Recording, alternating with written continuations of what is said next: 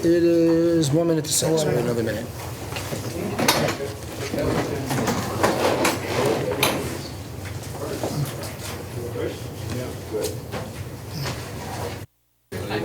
Thank you. It's important to be prompt. Okay, it's now, I have 6 o'clock. We'll start the meeting. I think it's a consensus of the board that we are going to do a combined workshop and town board meeting.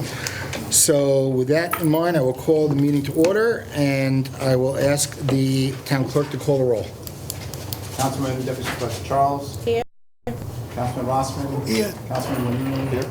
Supervisor Speck. Here, I'll call upon Councilman Rossman to lead us in the pledge to the flag. Pledge allegiance to the flag of the United States of America and to the republic for which it stands, one nation, under God, indivisible, with liberty and justice for all. Thank you. Thank you, Mr. Rossman. Okay, we will now open up for public participation. Mr. Weinberger. Sit over here for a moment. Thank you, Mr. Supervisor. I have,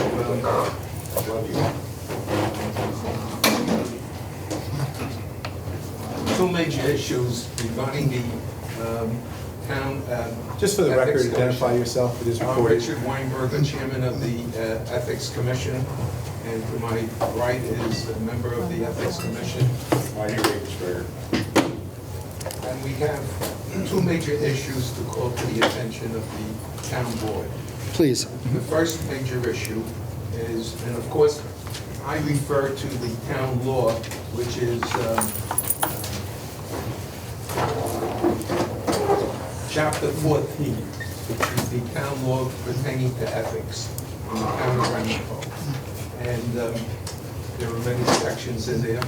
The most important one at the moment is that the town board has not appointed two people to the vacancy of the commission for close to 2 years. We need those two people to be on the Ethics Commission. I don't know if you know the details of that, but one person has to be a member of the political party that is a minority in the town of Ramapo. So it's not a Democrat. And the other one has to be a person who's an education expert. And those two openings have been vacant for close to 2 years. We only have 3 people that meet, and if one disagrees with among the 3, we don't have a quorum. So it's time for you folks to please concentrate on appointing a member, 2 members to the commission, and then there's an extra one. And that is, if I can call to your attention, the town attorney is an ex officio member of, under the statute, a member of the commission, and that, of course, the town attorney does not exist at the time being. So you should be concentrating on appointing 3 people as soon as possible, among other things. That's major issue number 1. The second major issue that I would like to call to your attention is that the town board passed a resolution back in 2011. It is called resolution number 2011-370. And the resolution by the town board was to authorize, in contradiction of the town law, to authorize certain people not to file a financial disclosure document, but to file a more simplified form. You want me to read you the resolution? It's a very short one. Sure.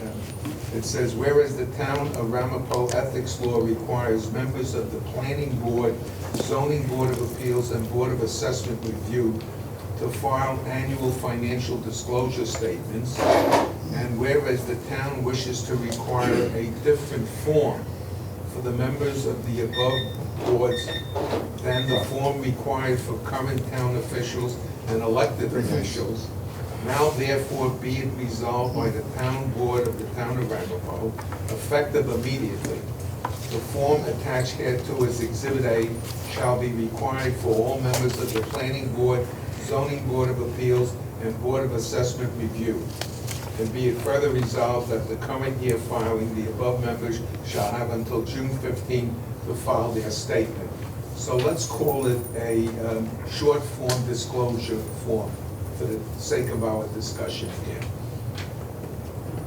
If the town board wants that to be continuously annual, which it has been up until now, you should be amending the town ethics law, because the town ethics law does not mention that form. It only mentions the larger financial disclosure form. So we need the town attorney's office and the town board to review the ethics law to amend it.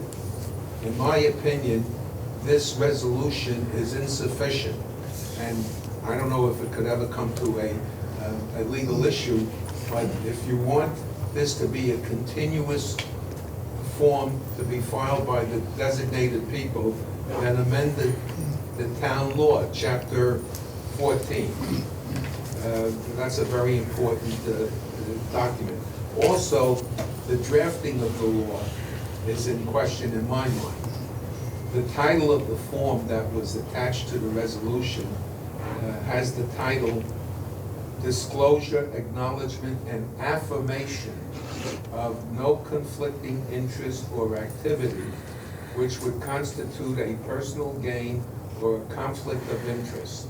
And underneath that, abbreviated in parentheses, short form disclosure affirmation.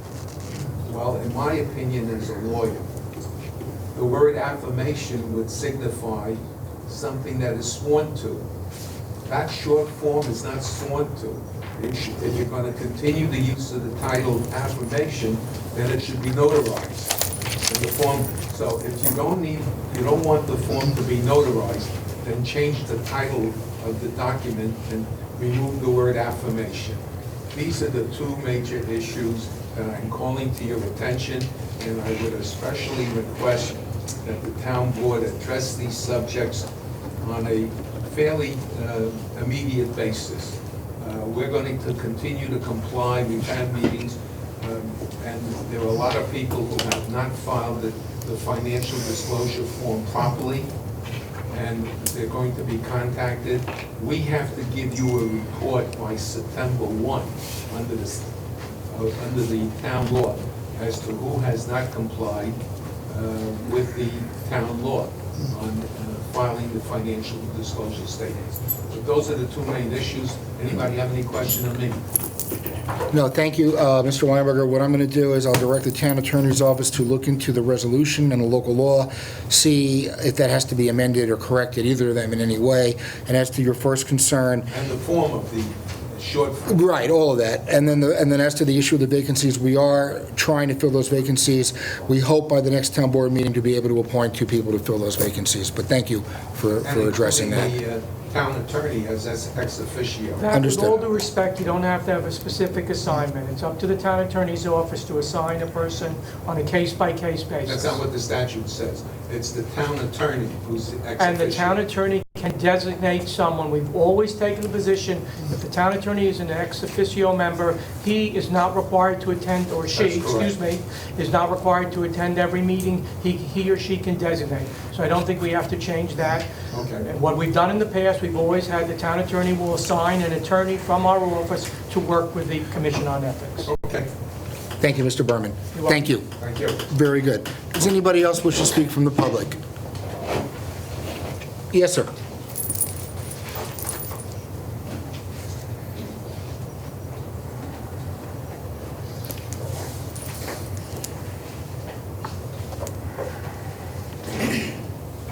My name is Michael Castelluccio, 19 Pine Brook Road, Chestnut Ridge.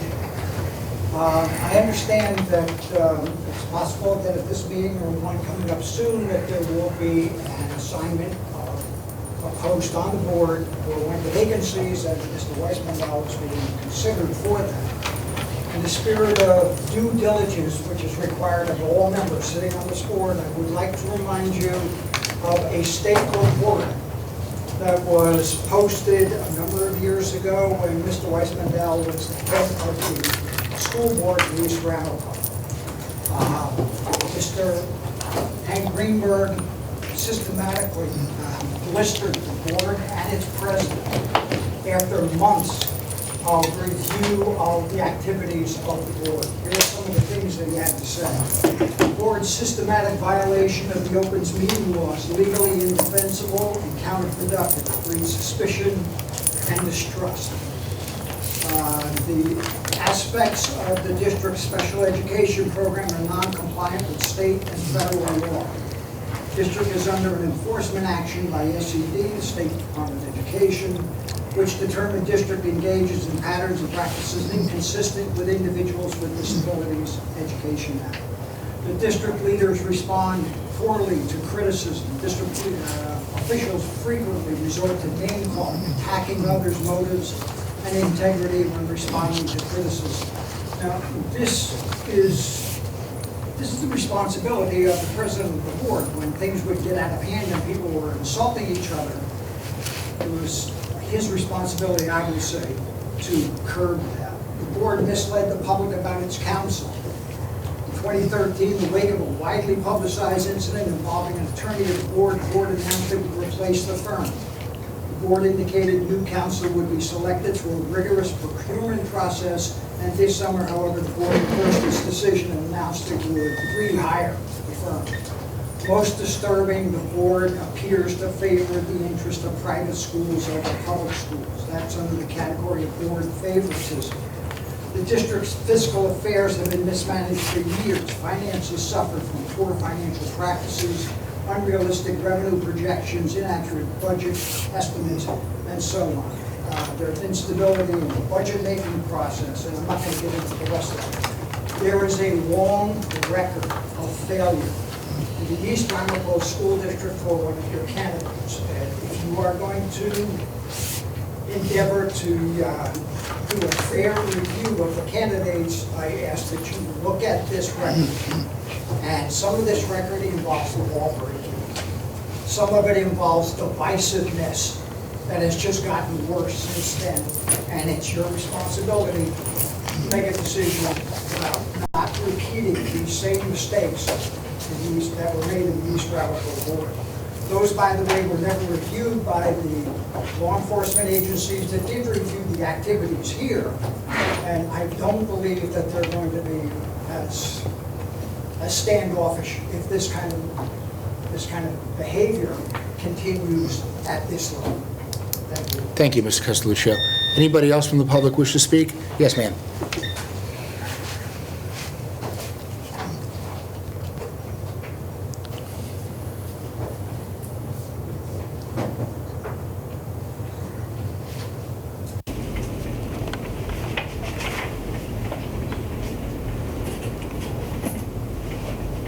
Good evening, Supervisor Specht and the town board.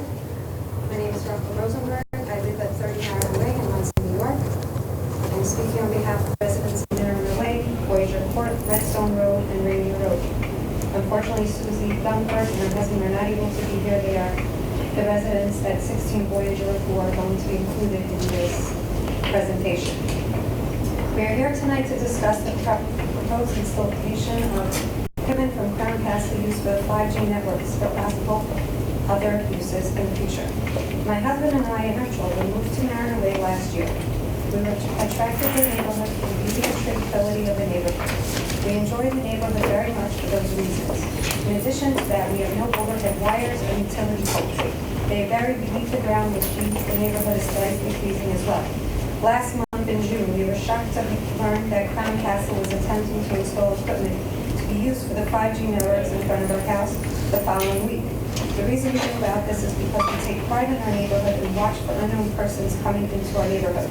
Unidentified persons arrive, and we question them and learn about why they are here. My husband, myself, and all of our neighbors have not been notified of any of the details why light poles are being removed from in front of our homes. At this time, they are swapping they, meaning Crown Castle, are swapping existing streetlights for new streetlights around the entire area surrounding our neighborhood. The two proposed locations on our block are 30 Mariner Way and 16 Voyager Court. We do not want the light poles on our block or in front of our homes. Why did Crown Castle select residential neighborhoods of Route 306 and cemeteries such as Mariner Way and Voyager Court? Areas should have been picked such as cemetery and retail or commercial areas for the placement of the equipment. We would like to see Crown Castle's notes, logs, and reports and relevant information on why they picked their residential area. You will see on this poster the current street light that we have. I'm sorry. This is our current street light that we have. Very beautiful. These are pictures from the street light that was put up at 16 Grocer recently. You will see that there are big ugly boxes on there. Notice the difference. The current pole is clean look and does not hinder the aesthetics of our neighborhood, and the proposed light pole has several boxes attached to it. These boxes make noise to keep the equipment cool. These boxes get noisier the longer they are in commission. This hinders the aesthetics of our block and creates a health and safety issue for noise pollution. We are also concerned that once the proposed street lights are installed, it will make it easier for additional companies to install other equipment without us knowing about it. This is extremely scary and dangerous for us. We are in all agreement that the proposed light poles do emit radiation, although we do not know the extent of the damage to our bodies. We know that this is extremely harmful, but it's something that Crown Castle does not care about. Crown Castle wants to put the proposed street light in front of our children's bedrooms. This is extremely dangerous. We cannot have this done. We are also aware that the radiation levels with the initial install will be at the lower end. As the need increases, the radiation levels will increase. Who will check the radiation levels to make sure that they are not above the allowed radiation levels allowed from the various government agencies? How often will these levels be checked? We all know that the electric meters being installed on our smart meters, that's this. So you're going to have radiation from here, radiation from here. So the smart meters emit radiation as well. How will this radiation be included in the radiation from the other equipment? We do not want the proposed light poles on our block or in front of our house. The equipment should be moved to the cemetery down the block or retail or commercial locations. We are also in agreement that in communities where light poles were installed, the property values have decreased. We live in expensive homes. We cannot allow our property values to decrease. These homes are our future. We cannot lose that for a light pole. Crown Castle removed the light pole in front of our home last month. Currently, there is no light pole. This is a health and safety hazard that we do not have ample lighting in our neighborhood. What is the time frame that Crown Castle has to replace the light pole? We have noticed there are many light poles and nodes going up on utility poles surrounding areas and neighborhoods. We would like to have a copy of the approved sites by the town of Ramsco, since we believe that Crown Castle is installing equipment in locations that were not approved. We are also questioning the height where the boxes are being placed on poles. They seem to be very low, especially on utility poles. What are the height requirements for the utility poles and the proposed light fixtures? Is Crown Castle adhering to the height requirements that are specific in their contract? Also, is Crown Castle adhering to all the dimensions of the nodes and any components that are installed or be installed equipment? Additionally, we'd like copies of all permits given to or pending approvals to Crown Castle, including but not limited to the excavation permit. We do not know the hazards of the proposed light poles. Just last week, there was an accident on Viola Road where a car hit a light pole and the road was closed. What will happen if one of the proposed light poles will fall or be damaged? Does the town have safety protocols how to handle this? What are the health risks to us? I'm almost done. Our neighborhood has signed a petition that I am submitting for the record. The petition covers all of these topics as well as various proposed solutions for these concerns. One last point I would like to mention. There are other towns locally and further away that have worked with Crown Castle to make amendments to the contract in favor of the town and its constituents. We hope that the new council can aid us in achieving for this. We do not want these proposed light poles on our block or in front of our house. We demand that Crown Castle cease any activity on our block and surrounding blocks until a proper investigation has been done and amendments have been made to the contract. These amendments should be made without approval. We respectfully request that the town include us with these discussions. I'd also like to take this time to arranging to have outside counsel brought in to work on this issue of Crown Castle to stop the installing of proposed installation of equipment to be used for 5G networks and possibly for other use. I would like to thank Supervisor Speck and his administration for taking their time to meet with me and other residents of our neighborhood numerous times in support of our concerns over the past week. You have really made a positive, tremendous change to our town. We really appreciate it. Thank you so much. Have a good evening, and thank you for opening. Thank you. Thank you. We do have, please, give that to Ms. Montal. We do have under item 4A3 on our agenda, a proposal from Keith Ensworth, an attorney who specializes in these matters. I'm going to ask at that time, we're going to discuss it, but I hope that the town board will vote to hire Mr. Ainsworth and see what we can do to, whatever we can do with regard to this, because I think I could probably speak for everybody. I think we all share your concerns, the concerns of your neighbors. And while there was an agreement that was signed 6 years ago, before any of us were up here, we do want to see what we can, what rights we have to protect this from coming to community. We really, really appreciate it. Thank you very much. Thank you. Thank you. Would anybody else from the public wish to speak at this time? Mr. Romanowski.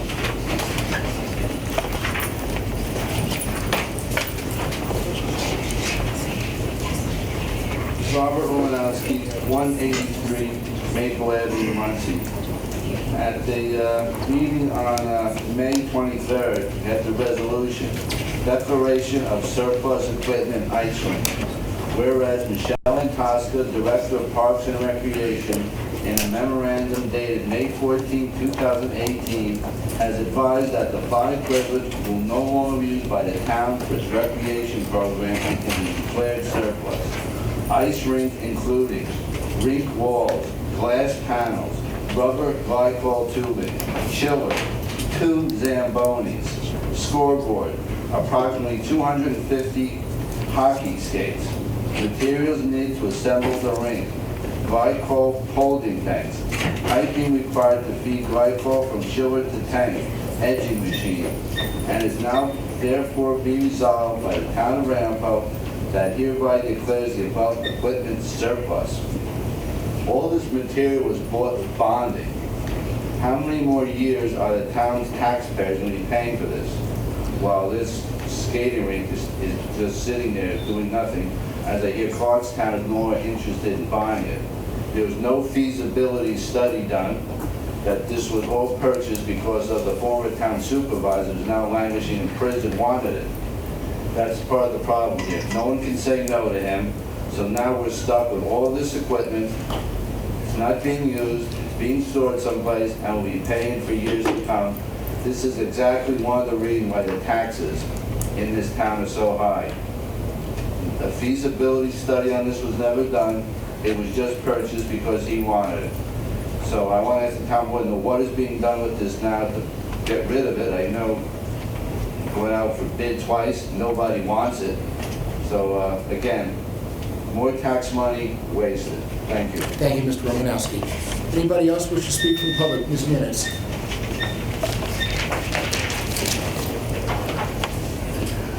Good evening, Town Board. Deborah Muniz, 5 Rose Hill Road.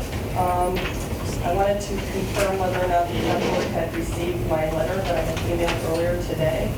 I did receive the email. Was that shared by everyone?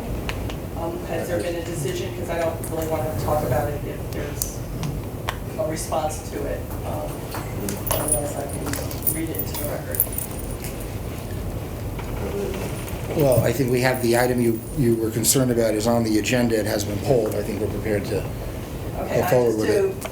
To share it, at least with the public at large. I am aware, because there's been a lot of chatter about the concern about Mr. Weissman's appointment because of the East Ramapo School District. And I felt that that was such a glaring issue that this was something that must have already been considered. So I don't want to comment on it. But I was concerned that the town board, being a separate body from the Building, Planning, and Zoning Department, may not be sufficiently familiar with the extensiveness of Mr. Weissman's construction activities. And I thought that it was particularly important to consider this and to get a proper disclosure of all of these various activities, because as someone who's attended many of these meetings over the past few years, there's been, I've seen a fair number of projects come before the zoning and the planning board, and The one thing it proves to me is that the state monitor is actually doing something. A lot of people don't believe that this is going on, and I want everyone to be assured that it is. Unfortunately, it seems that for the most part, when there are problematic development situations where things have been built in excess of approvals or without proper site reviews and the rest, it has been, it seems to be the modus operandi that these people just sort of bring these projects back for reapproval and re-rubber stamping of these problematic development projects, which is their right to do. I'm not saying that there's anything illegal about it or anything like that. However, I do believe that it's very contrary to the stated direction and commitment that at least, Mr. Speck and Mr. Wanunu ran on with respect to saying, enough is enough and the time has come for a change.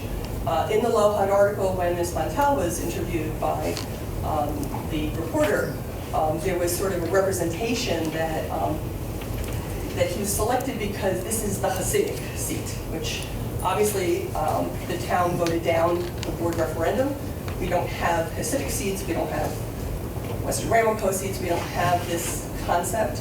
I think that it would be fair, and I don't think it's casting dispersions, to say that all 4 current members of the board represent that population of the community and were voted and therefore should have their best interests in mind. So I don't believe that that particular representation is a good qualification for this particular spot. I would ask at a minimum that the board consider at least asking for a full disclosure. There have been issues in the past with the disclosure statements, and usually if someone was running for office, that is a process that would have been part of the process of running for office, as all of you have done. And I think that, just it makes sense, at least to the public, that all of the LLC should be disclosed and all of the projects that have been come through and approved, and any future projects. And I think that there's some benefit to think that perhaps there might be some extra review if it does continue in the future. But I just don't believe that this is the right message to send to the community at large. I think that there have been a lot of qualified individuals who've come to the board and offered, and I think that they're missing a rare opportunity to send a different message to the town of Ramapo and to look for different points of view in the process. So I just wanted to make sure that that was considered before your vote tonight, and I don't mean any disrespect. I think that I've certainly heard him. He's, I've always seen him be well-spoken. I just don't think that that's, I don't think that's the qualifying criteria tonight. The last thing I just wanted to add, I wanted to bring up new business, which is to ask the board, I've raised a concern in numerous meetings last year regarding land sales in the town of Ramapo, specifically some of the legalities of how certain open spaces have been surplused and, sold without bid. I did happen to notice on the budget a very substantial $8 million figure for land sales this year. And I would like a disclosure as to where those figures are coming from and what the town's plan is. I think that especially in the absence of a moratorium, which I know you're going to discuss tonight, and a real comprehensive plan, like a full standard or way overdue town of Ramapo comprehensive plan. I think the idea of selling off town properties, particularly open space properties, for the purpose of any planned development is just so critical. And I think that this is something where the town board owes it to the public at large to provide a better accounting of what's up your sleeve. Thank you. Thank you. Anybody? Mr. Weber?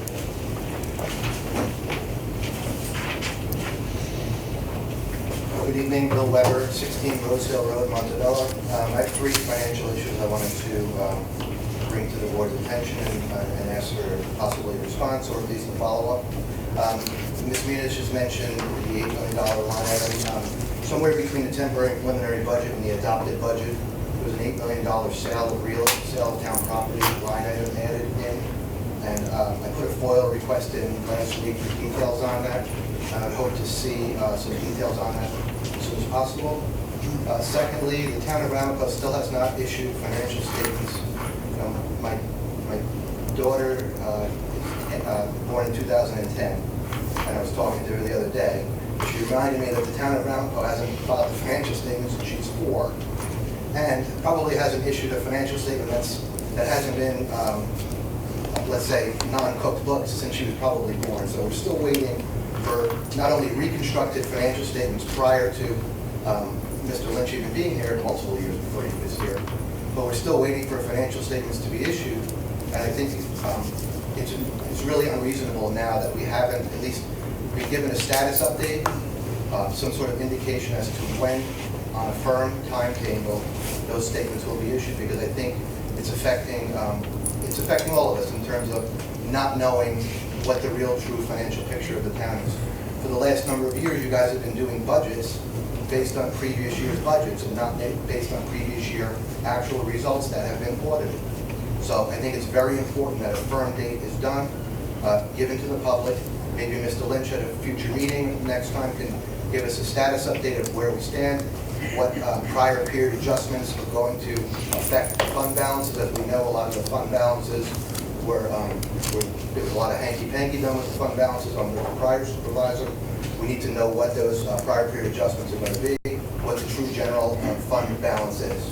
The last item is, I've been looking at some of the checkbook information that I think Ms. Muniz at one point had foiled from the town. And I noticed, and even in some current resolutions, there's a system in place that it seems that the town, when they don't want to necessarily classify somebody as a town employee, they hire them as a consultant or an independent contractor.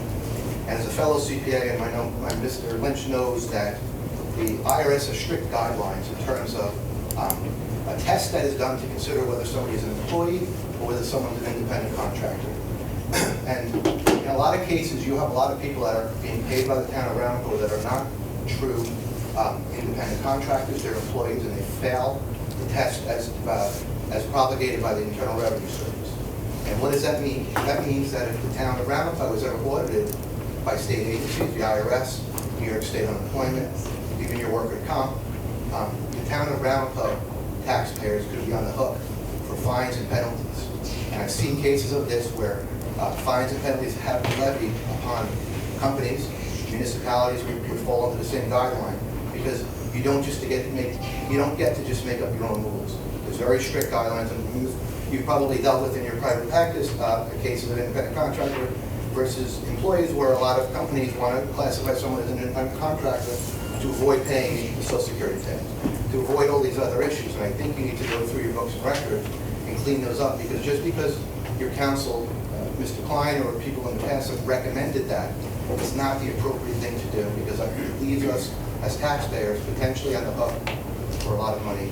So I'd like that to be addressed. And also, if you could follow up with me on the financial statements and on the sale of real estate assets, because a lot of people are worried that there's some big property sales going to be happening soon. Thank you. Very good, thank you. And those are all valid questions, and we will follow up. Thank you. Thank you. Does anybody else wish to speak? Yes, sir.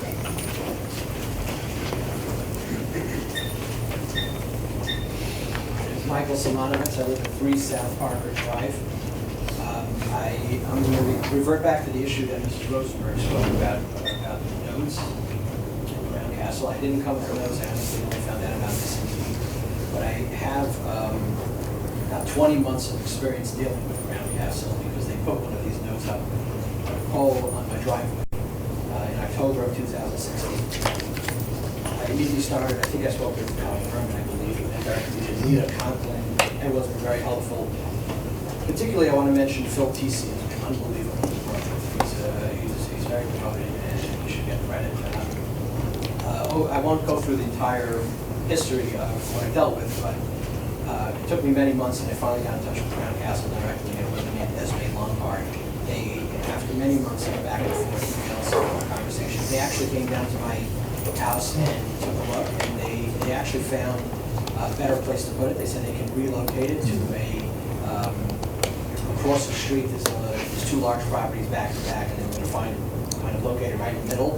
They even spoke to the homeowner across the street who actually works for Verizon, and he said he has no problem with it. It's further from his house and further from anyone's house. Subsequently, Esme Lombard was replaced by, I believe, John Cavalier and John Castiglione, and they then stopped taking any calls. They've proven themselves to be a pretty dishonest bunch in that they put it up in the time period that there was a lot of turmoil at, obviously, around Town Hall, and it was in that time period, and we know that at that time they had permission to put up 8 nodes in the Hillcrest. None of them were officially allowed to be put up in our area, and they put it up on a Saturday, a Sabbath. They timed things pretty smartly so that no one could really do anything. When I saw them heading back from Civic, I asked them what they were doing, and they said, "Oh, well, we're just contracted to put it up. If need be, we'll just take it down." And we're 20 months later, and I probably have 100 to 200 phone calls and emails and conversations in, and they reneged on what they said they would do. And additionally, so in addition to what Mrs. Rosenberg spoke about, she told me a lot of information, and all of it very valid. I guess maybe the most important point being that the absence of proof of lack of danger is not proof that there is no danger. It's just too new, and there are too many risks inherent in this kind of technology to put it so closely to people's homes. For the benefit of having an app go faster, it's not worth having our children's lives in danger. And not only would I ask you to what Mrs. Rosenberg said, I know the people there are talking about is don't put it up around Marion Way. My house is back to back with Marion Way, by the way, same neighborhood. But take it off of those that they put it up, incorrectly. So, I'm pretty sure that anyone at Town Hall would know my name. I've spoken to just about everybody.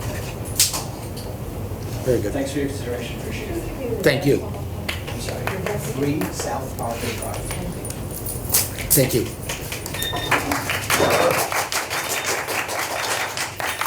Is there anybody else from the public who would wish to speak at this time? Seeing none, I'll call for a motion to close the period of public participation. Moved by Deputy Supervisor Charles, seconded by Councilman Rossman. All in favor? Aye. Anyone opposed? Public participation is closed. We'll go to item 1A, acceptance of minutes of the special meeting of June 7th, 2018. Charles. Moved by Deputy Supervisor Charles, seconded by Councilman Rossman. All in favor? Aye. Anyone opposed? Carries 4-0. We'll now go to item 2, boards and commissions. Item A, appointment to fill vacancy town board. Does anybody wish to speak or any discussion?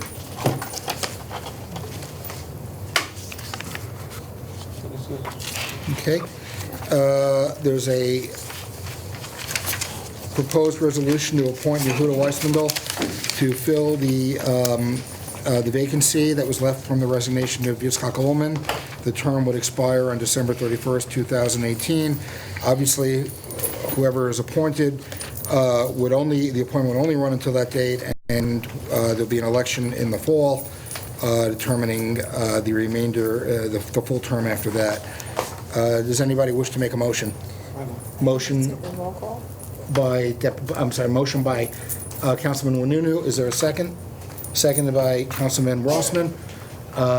You want a roll call vote? We need a roll call, correct? Yeah. Yes. Councilman Rossman? Yeah. Councilman Menino? Councilman Deputy Supervisor Charles? Yes. Supervisor Speck? Yes.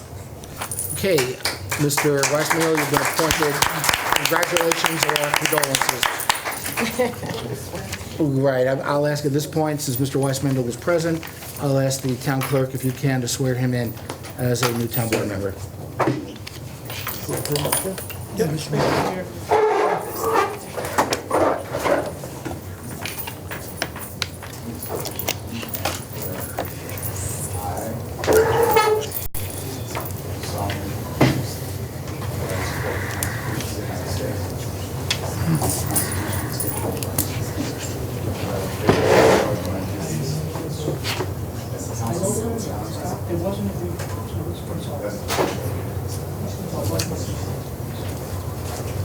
I don't believe so.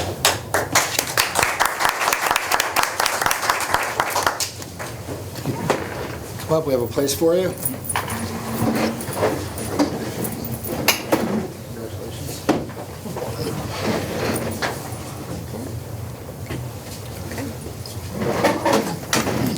Okay, we're going to go on to item 3, public hearings. We're not actually having any public hearings tonight, but we will be discussing setting up public hearings on a number of local laws.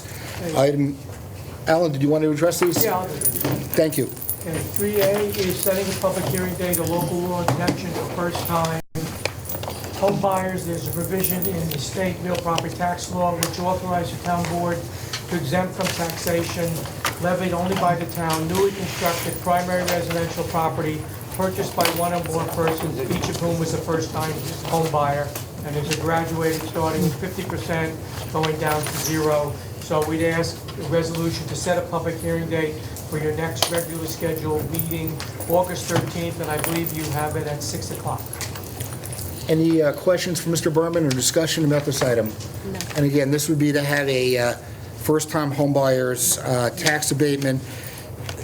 My understanding, and the assessor's not here tonight, so he'll be present, we hope, on August 13th. He can explain the details, but my understanding is that if people that meet the income eligibility are purchasing new construction and it's the first time they're buying a home, they'd be eligible for this.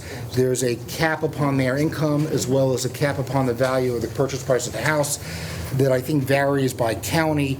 It's contained in the real property tax law. What I'm going to ask is that when we have this before us on August 13th for the public hearing, that we'll have that specific information available too, so we and the public could have that before us. Any? What time will that be? I think later on you rescheduled your meeting, and I think it's for, let me just double check, I think it's your, that meeting, hold on one second. The August meeting you're looking for? Yeah, Right. August 13th at 13th? At 6 p.m., correct? No. Well, it'd be 7. 7 Then you p.m., can very make it good. 7 o'clock. Any further questions or discussions about this item? If not, I'll call for a motion to schedule a public hearing on this matter. Motion by Councilman Wanunu, seconded by 7 o'clock. Deputy Supervisor Charles. All in favor? Is anybody opposed? Carries 4-0. Thank you. We'll move on to item 3B, Mr. Berman. Next one is, there's proposals by the chief of police to Oh, establish... I'm sorry, 5-0. I'm used to, for 6 months, saying 4-0. And let the record reflect 5-0. Thank you. Proposal by, suggested by the chief of police, I was away, the specifics that allows the town board to adopt the local law which require Rampo police officers to be residents of the town. I'm asking that you set a public hearing date. We have a meeting on the 19th for primarily police matters, so if we adopt it tonight, I can get it advertised for that public hearing on the 19th at 9 a.m. Since Chief Waddell is here, I'll ask if you could briefly just address this item for the board and for the public. Yes, it's my recommendation that the town board consider this proposal. Basically what it is a two-step proposal. One is that prior to appointment to the department, that the individual who is going to be appointed is in fact a town resident for a period of minimum of 1 year. So that's the first part of the law. You need to be a resident of town for 1 year. As you know, we use the residency list. There's been a lot of issues with that people hopping in and out of the town to establish residency, and they're really not necessarily residents. We've had to remove people from the list for that reason. Second part of this is that once they're in fact appointed by the board, that they maintain their residency for a period of 2 years. One of the main purposes of that is to, that's when they're on probation. It's a very important time for us to evaluate them as police officers in our town and make decisions about whether we're going to offer them permanent appointment. And there's a host of other issues that go along with this. But it would not affect any current members of the police department, anybody who's currently employed or which has recently been brought on board. There will only be future appointments. If the board is inclined to pass this resolution, I strongly recommend, it's my recommendation that you consider it. I would recommend that if you pass, I would ask that you pass it to establish residency. I think it's important, quite honestly, and the town board early on made a decision we want to hire town Rampo residents, and I want to reinforce that through this law.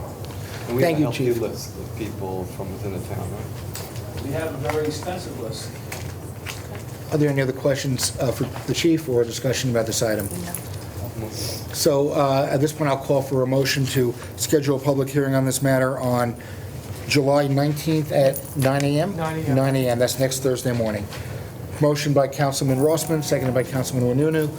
All in favor? Is anybody opposed? I'm sorry, Got a conflict on that. you have a conflict with the Yeah, time? On the date. We have any time constraints on that? Do we need to have this done now? Well, I think you want this in place before you hire. Yeah, we're looking at the possibility of further appointments Yeah. before the academy. Mhm. So Okay. I'd like the board to consider before that. Okay. Would you But be if I- available? Great. No, Or- I'm gonna try, but I'm not All sure. right. We have We'll have enough 4 members, members. so. Everybody else is available next Thursday, July 19th? Right? Anyone else? Okay. Okay, we have enough. So I'll call for a vote, all in favor? Aye. Aye, anyone opposed? Carries 5-0. We'll have a hearing next Thursday, July 19th, 9 a.m. Thank you, Chief Waddell. Now, Mr. Berman, if you could discuss, perhaps, I know we'll vote separately, or 3 separate resolutions, but I think C, D, and E are related. Right. Could you discuss that? Previously, the board scheduled public,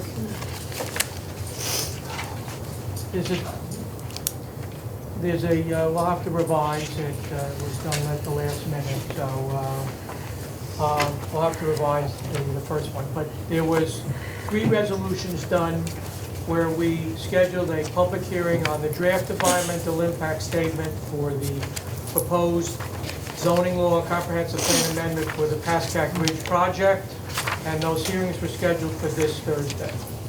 I received, the supervisor in the town received communication from the county of Rockland that they would not be able to get their general municipal review in time for that, which would necessitate you keeping the public hearing open on the comprehensive plan amendment and the zoning law amendment.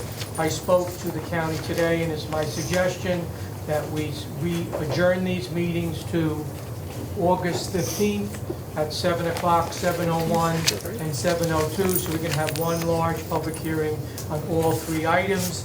At that time, hopefully you'll be able to close the public hearing. The only thing is the applicant, the people have the right for a 10-day comment period on the DIS, and then once that's done, then the applicant will prepare a final environmental impact statement that has to be accepted by the town board. Then there's a 10-day comment period. Then after that, you can first adopt finding statement, and only then can you make determination on the comprehensive plan amendment of the zoning law. So I'm asking that you adjourn these 3 hearings to 7 o'clock, 7:01, and 7:02 on August 15th. We checked that out, supervisor checked That was it out supposed to be this afternoon. There is a planning board meeting on the Tuesday, there's a zoning board meeting on Thursday, so we will have free reign to have it on the Yeah. 15th. That's so close to that. Okay. So does everybody understand that, the process? Any questions for Mr. Berman? Any discussion? So the hearings will be August 15th, 7:01, 7:02. That's a Wednesday evening. Anybody have any discussion, anything they wish to say about this? Mr. Clerk? Our software would require that we have 3 separate resolutions. Yes, I have. Right, we're going to do that. We'll vote them separately. There's 3 separate resolutions. You just have to change the first one, take out the first whereas. It's from an older one, and it's 7 7 o'clock? PM. The second one for the comp plans will be 7:01, not 7:05. And the third one for the zoning law is correct. Doesn't have to be changed. All right, so we'll ask you to amend those, and on the, Hold on. Hold 1 second. This is adjourned. This one is not gonna take no, but So if you're gonna have a public hearing on the 13th and then turn around another hearing on the 15th. we just set a public hearing on the first-time homebuyers law for August 13th. Yes. Is there any reason we can't do these on the same date, or do you think it's going to be too much? Short-staffed, and someone has to. Then that's fine, we'll leave it, then leave it. Thing. It's not going to make a difference because the roll isn't done. I think Scott says it'll be going forward. It's not something that could be done, that has to be done now, that'll affect someone. No, I'm just saying, if we're having a public hearing date that Monday, do we need one on Wednesday, or could we do them both on the same date? Say that These, again. we need a public hearing for August 13th on the other local law. Can we combine that evening with these hearings and have one evening, or? Then you'll have, you remember, you're not having an agenda for 3 weeks you'll have all the regular items, and then, only then are you gonna get to the public hearing. All right. Which, I'm making a wild guess, will take more than a short period of time. Fair enough, then let's keep it So, separate. we've done it in the past, when there's a controversial or something that you expect a lot of people, we do it on a separate meeting. No, that's fine, then we'll keep it on separate nights then. Very good, so is there a motion to adjourn the public hearing for the DEIS for Pascack Ridge from July 12th to August 15th at 7 PM? Yes. Motion by Councilman Rossman. Is there a second? Seconded by Councilman Wanunu. All in favor? Anybody opposed? Carries 5-0. That public hearing will be held August 15th at 7 PM. Now we'll go to the proposed amendment of the comprehensive plan for Pascack Ridge. I'll call for a motion to adjourn the public hearing from July 12th to August 15th, 2018 at 7:01 PM. Right. Is there a motion by Deputy Supervisor Charles, seconded by Councilman Wanunu? All in favor? Aye. Anybody opposed? Carries 5-0. And finally, is there a motion to adjourn the public hearing for the proposed amendment of the zoning law regarding Pascack Ridge from July 12th, 2018 to August 15th, 2018 at 7:02 PM? Motion by Councilman Rossman, seconded by Deputy Supervisor Charles. All in favor? Aye. Anyone opposed? Carries 5-0. So there will be 3 public hearings on August 15th at 7 PM, 7:01 and 7:02 PM. Thank you. We'll now go on to item 4 on the agenda, Town Attorney, A, approval of agreements. Okay, Mr. Zarinko, he's here if you need further information. Why don't you explain it, Ted? And this is for the acceptance of proposal for the design of the Waverly Place area sanitary sewer improvement. Yes, the Department of Public Works solicits proposals for the design of sewer improvements in that area. It's from Crown and Cedar south to Cameo Ridge. And the best proposal was GHD, $45,000, which includes a grant application to the EFC.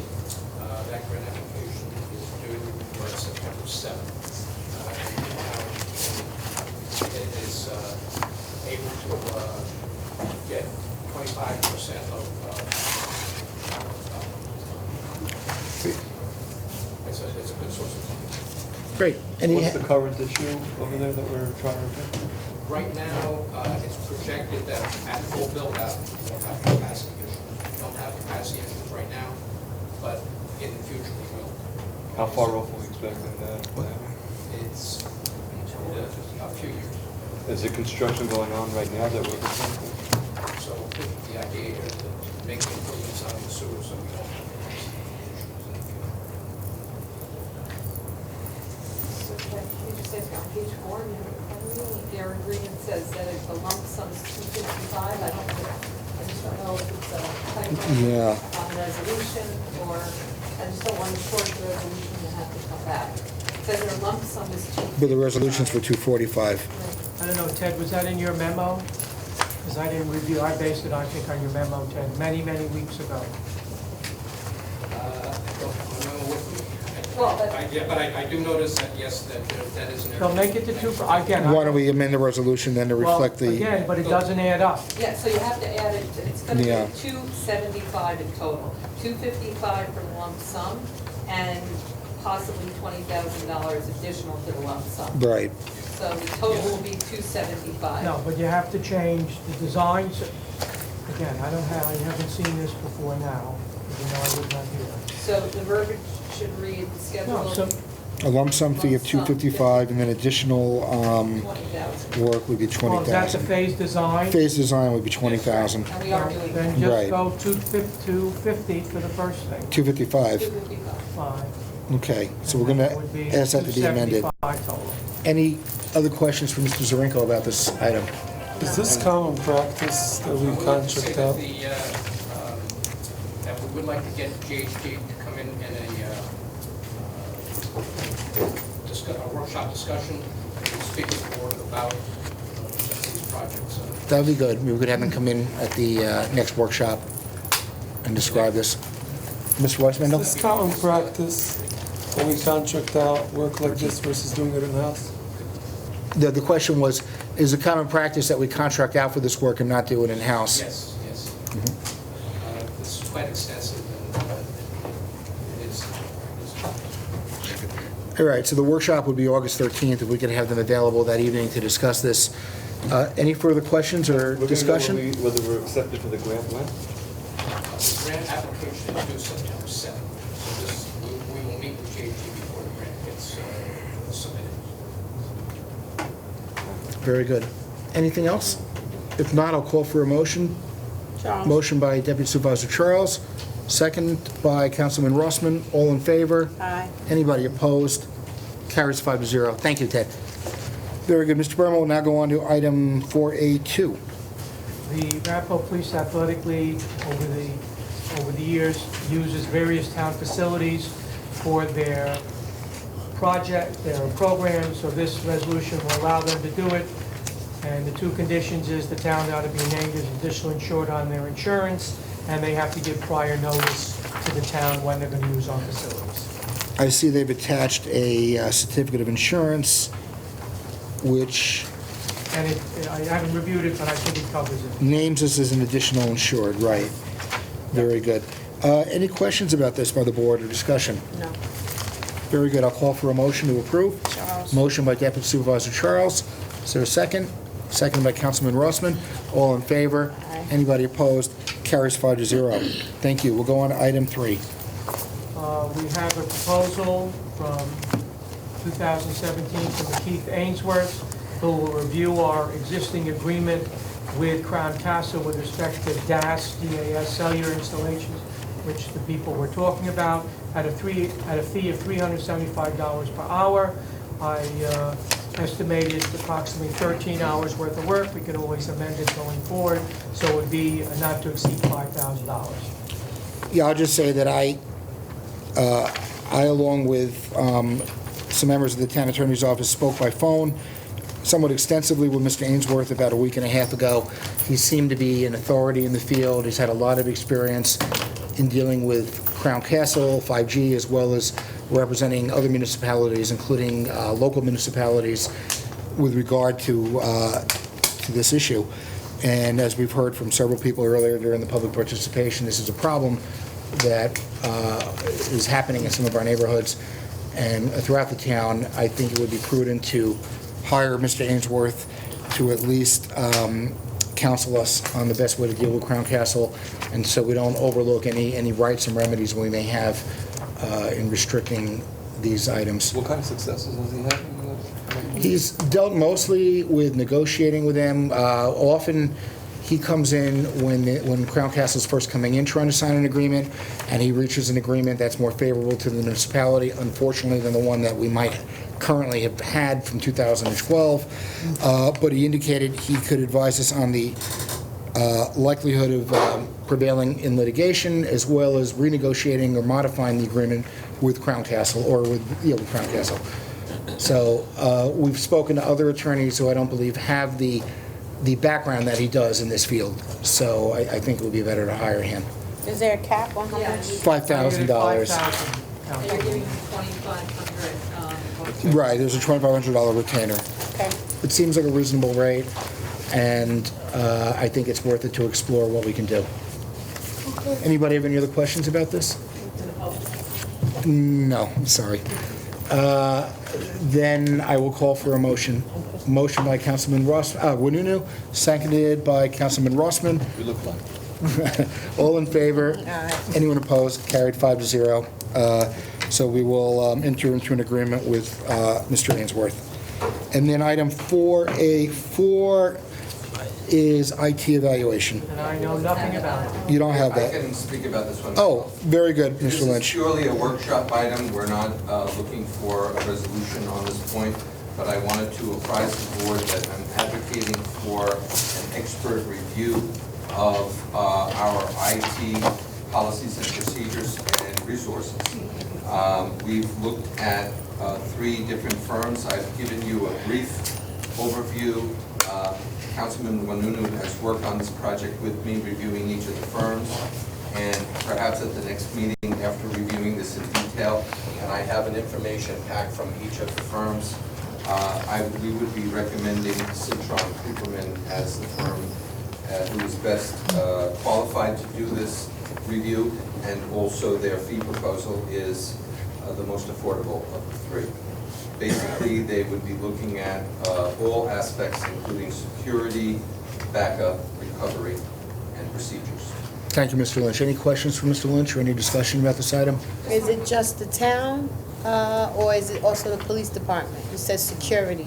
Well, it's the town's server and the town's IT resources, which would involve also the IT resources of the police department. So do we have the chief's input on whether or not that's going to be okay, confidential wise, for all the information and stuff that we deal with, as far as privacy cases, et cetera, information? Is the chief involved in that as well?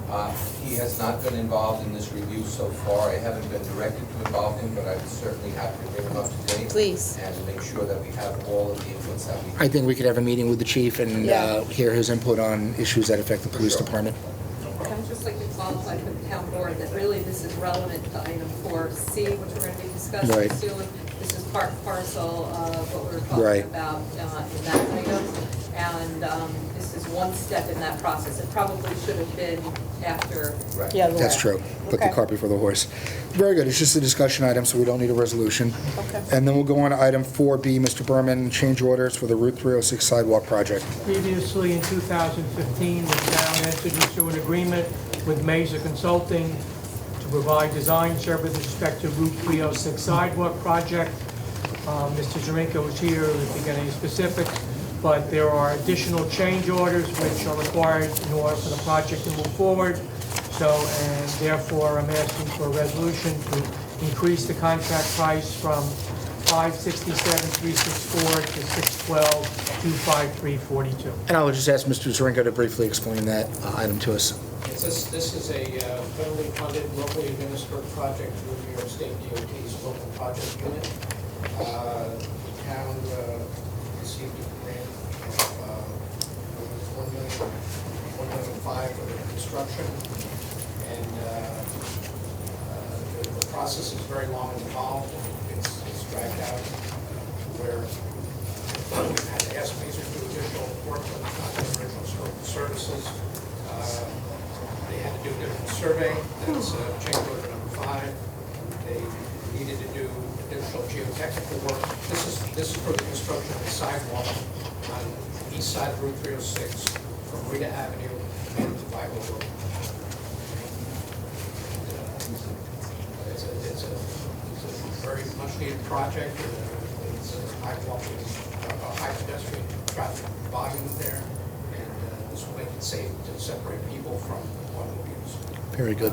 They had additional scope, additional services as well, which was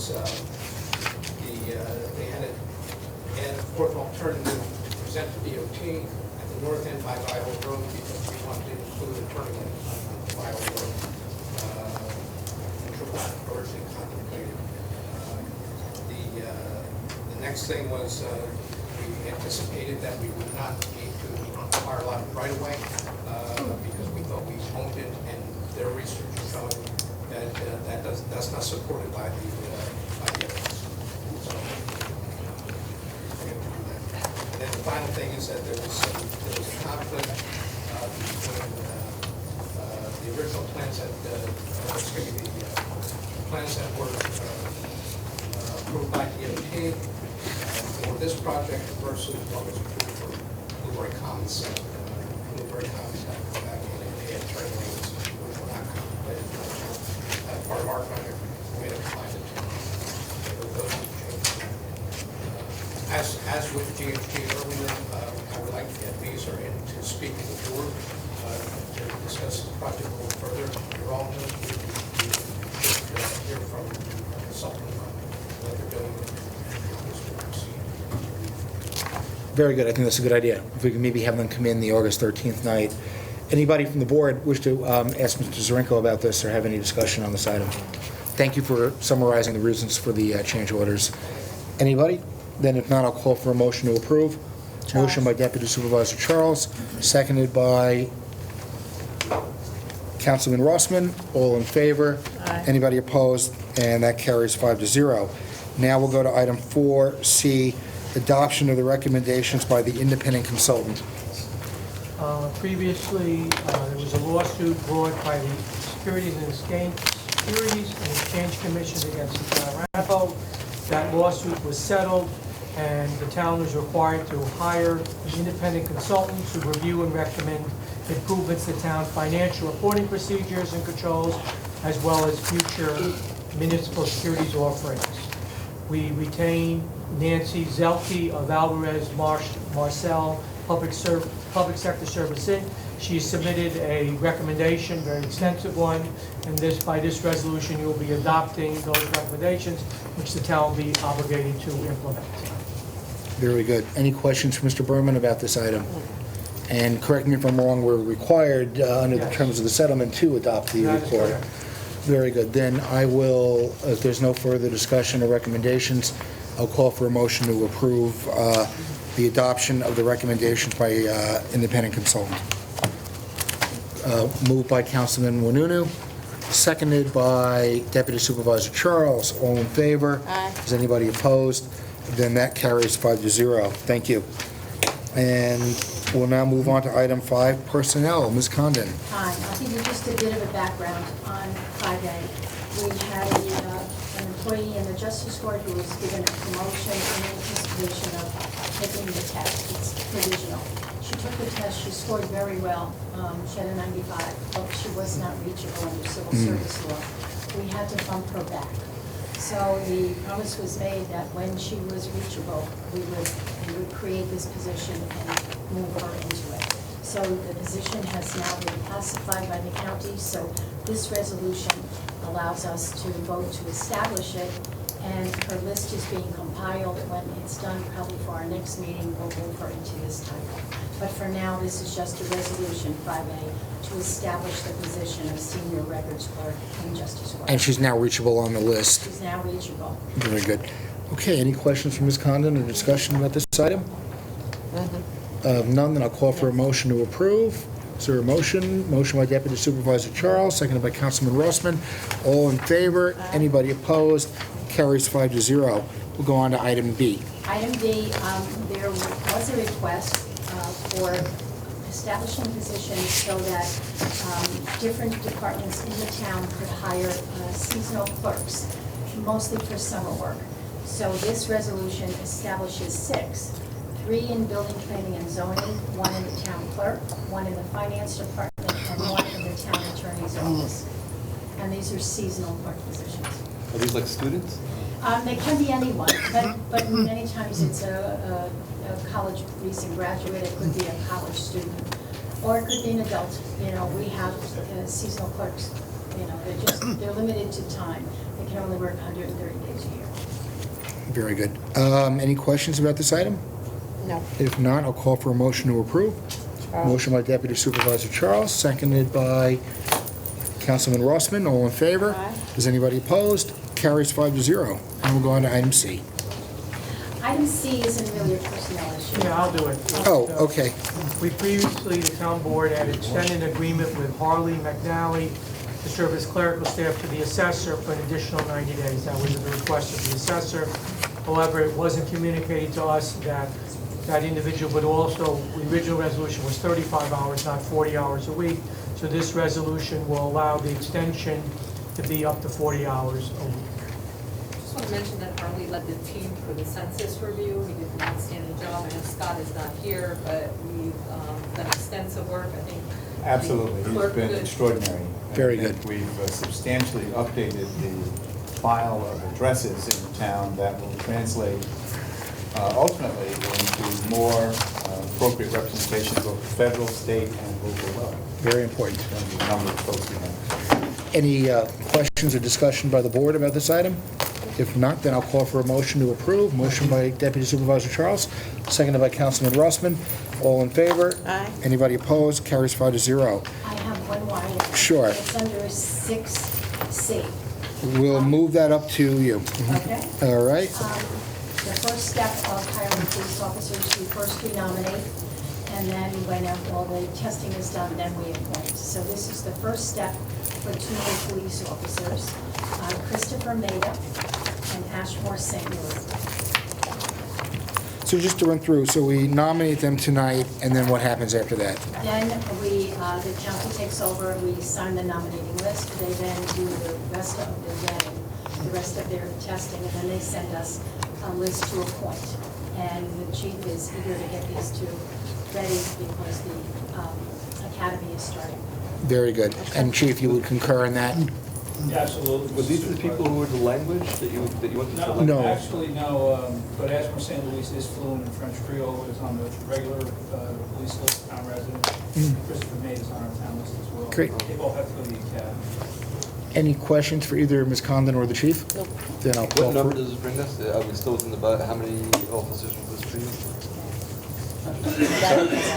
We're still there. We're getting it. We have 3 retired at the end of June. Yeah. We have more coming. Yeah. We have a detective retiring this month, so.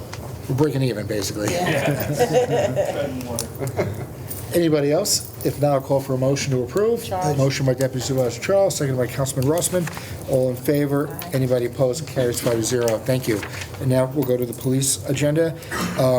Chief, if you could discuss item A, authorization for Sergeant Howell to attend the scales testing.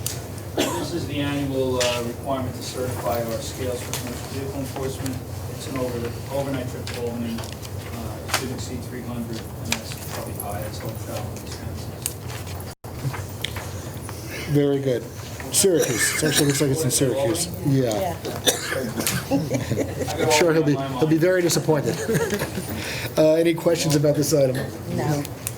And then I'll call for a motion. Motion by Councilman Rossman, seconded by Councilman Wanunu. All in favor? Aye.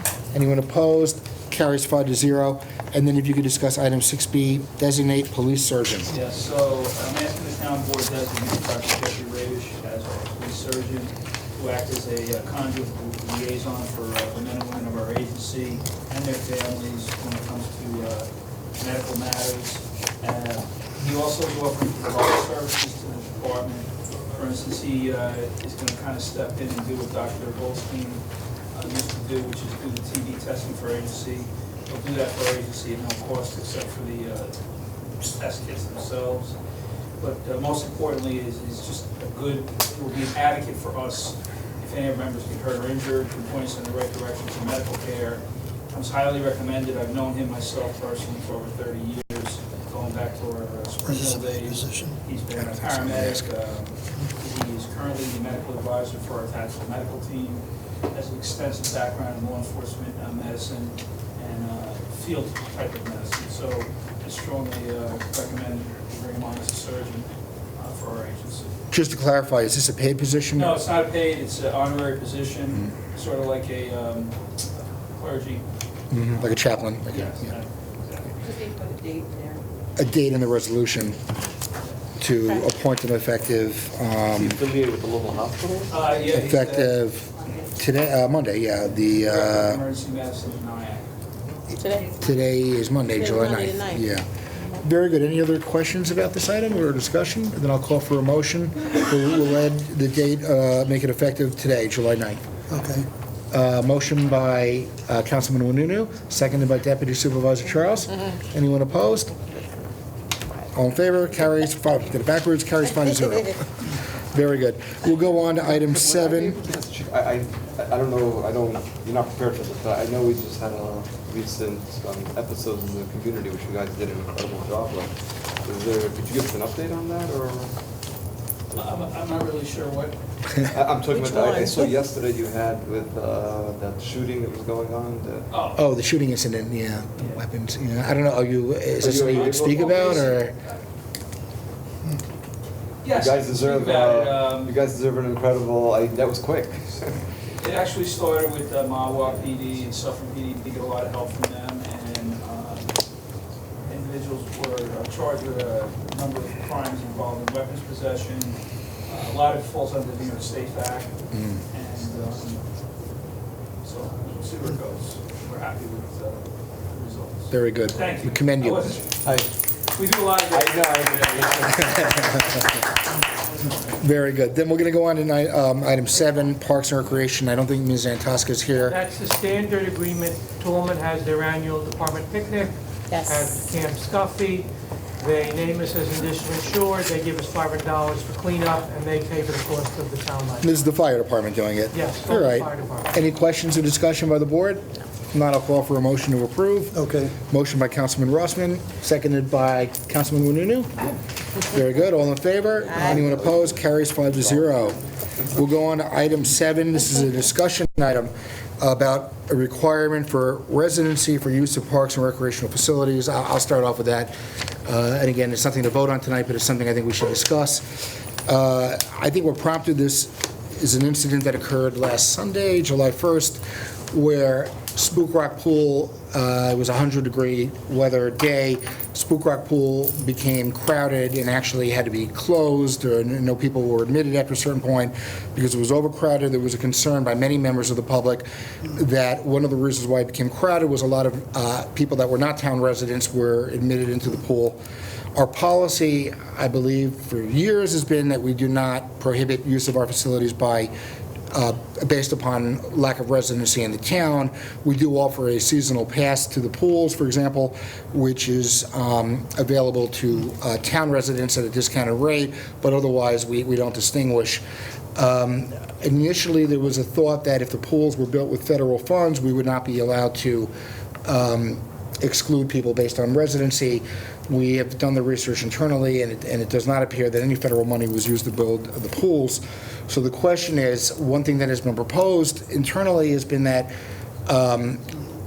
in the future, we restrict the use of Spook Rock Pool to town residents. There's been a number of improvements that have been made recently at that pool, and there's been a valid argument, I believe, that that's something paid for, and those improvements were paid for by town taxpayers, town residents, so they shouldn't be shut out of using a town facility on the rare occasion when that has happened. The other pools which we operate, namely Saddle River and Spring Valley, would be open to everybody.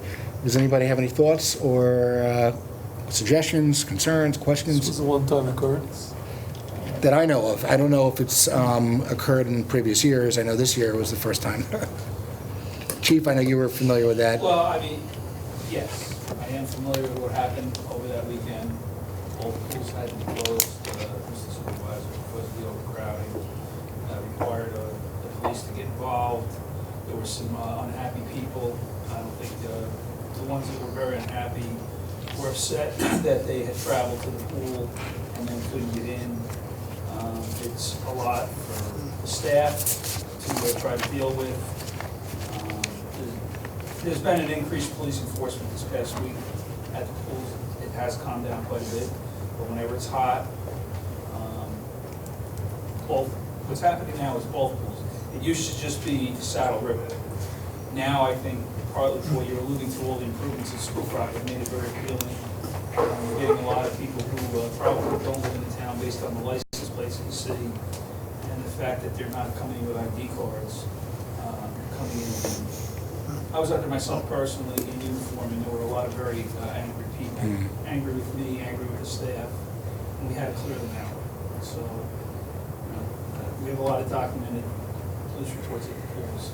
Fortunately, nobody's been hurt. That's where we're at. I think the recommendation that you mentioned came from Michelle. That's correct. The Director of Parks and Recreation. The chief hadn't heard about it. No, this is the first time. Before. Oh, I'm sorry. I didn't know you didn't know. And when we spoke to Michelle about the possibility of breaking it up and having people who come to the gate pay more, she said it's nearly impossible to do that. So she made this recommendation for you to entertain. You're not going to, I don't think you'll for this season, obviously, but in next year's budget, again, you have to adjust your income based upon that. The Director of Finance, Michelle, and I started to review that, and we'll give you an analysis on what the impact could possibly be. The chief, it's also part of the recommendations which you voted on previously by the independent consultant, and the chief has made recommendations upon how we should follow through with accepting people coming into all of our facilities, not only that facility. Very good. I think if we do adopt this policy, we'd have to put it both on our website and park literature. to notify people. First, town residents have to bring town ID if we're going to check IDs, and we don't want people driving there without their ID for whatever reason and not being allowed in. And at the same time, we want to notify people that are coming from out of the area not to waste their time. If it's a board's pleasure, possibly you might want to have an open meeting to It's an hear idea. what residents have to Yeah. say, or put it up on a website with a Dropbox or something where people can email you. It's obviously changing the town's policies. Our doors have always been open to everybody purposely for that. However, it never had an impact on a resident not being able to go somewhere. So for example, I know it says, parks and recreation facilities. I don't think it's really talking about our parks. I don't think this town board was entertaining that. But I think you might want to hear from some of the residents how they feel. I'm not sure how you would go about doing that. I'm sure the board can entertain We could options. maybe schedule a town hall meeting one night. Very good. Any other thoughts from the board about this? So I think what we'll do is we'll continue to explore whether to do this and bring it up again at a future board meeting. So just to reiterate, what's the current status? The Spook Rock Pool is just residency? No, it's open to everybody Open to currently. everybody.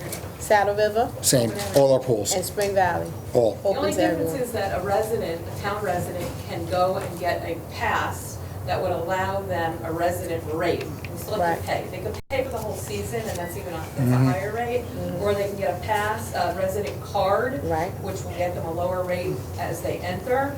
Or they can come without getting that card, and then they pay the same rate as a non-resident would pay. That was one of the things that. Which we've always allowed, non-resident rate. Correct. Right. Well, yeah, another thing being considered was raising the non-resident rate so that it's fair, that the town, taxpayers are not subsidizing out-of-town people. Did we send anybody away that had the card? So what we tried to do in that case was, I actually put it on our town, our police Facebook page, to try to reassure the town residents, we would let a town resident in with an ID card. So we made that clear, and the dispatch center was told if you give me calls, if it's a town Arapahoe resident, let them know they'll be allowed in. But a mob of people outside the gates, we had one down the cellar, one of the gates was shut in one of our officers' hands. It got a little ugly, okay? So we didn't close it to town residents, but it really wasn't inviting for the residents of the town, in my opinion. And it was very congested. We had to put a barricade in to try to push people up to the side.